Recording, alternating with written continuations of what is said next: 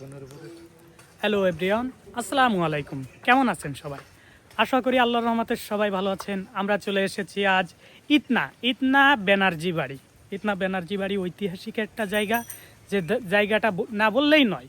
যে এই যে লুকটা আপনারা ঢুকলেই এই জায়গা দেখতে পাবেন, অস্থির একটা লুক।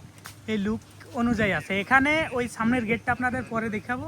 যে ঢুকতেই এই যে গার্ডেনটা জাস্ট ওয়াও। আর আপনারা এই জায়গা যদি আসেন সন্ধ্যায় অবশ্যই আসবেন না। সন্ধ্যায় এখানে কুকুর ছাড়া থাকে, যা লোকদের কাছে আমি জানলাম যে এখানে কুকুর ছাড়া থাকে। কুকুরগুলো হচ্ছে খুবই হিংসাত্মক, মানে রাত সন্ধ্যায় আসা যাবে না। আর মেয়ে নিয়ে আসলে এরা একটু রাগারাগি করে। অর্থাৎ আমরা এসেছি ছেলেরা আসলে কিছু বলে না, আর শুধু মেয়েরা আসলে তাদের কিছু বলবে না যদি ছেলে মেয়ে একসাথে আসে। এই জিনিসটা ওরা একটু ইগনোর করে। তো আপনারা যদি আসেন ছেলে বন্ধু, আর শুধু মেয়েরা আসলে মেয়ে বন্ধু, সেভাবে আসবেন। আর আমরা এখনও পুরো বাড়িতে যাইনি।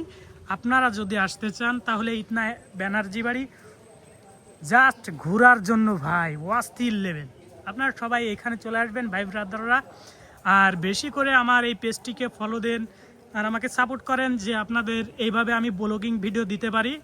আর আপনারা যদি এভাবে আমাকে সাপোর্ট দেন তাহলে আমি আশা করি যে আপনাদের ব্লগিং ভিডিও দেওয়ার জন্য সবসময় প্রস্তুত থাকব। আর আপনাদের ব্লগিং ভিডিও দেওয়ার জন্য আমি চেষ্টা করব। তো আমার বেশি সময় হয় না। এটা হচ্ছে ইতনা ব্যানার্জি বাড়ি, দেখতে পাচ্ছেন এই যে।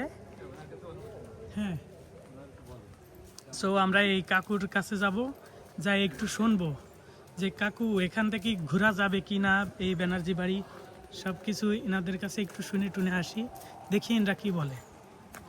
সো আপনারা একটু দেখেন।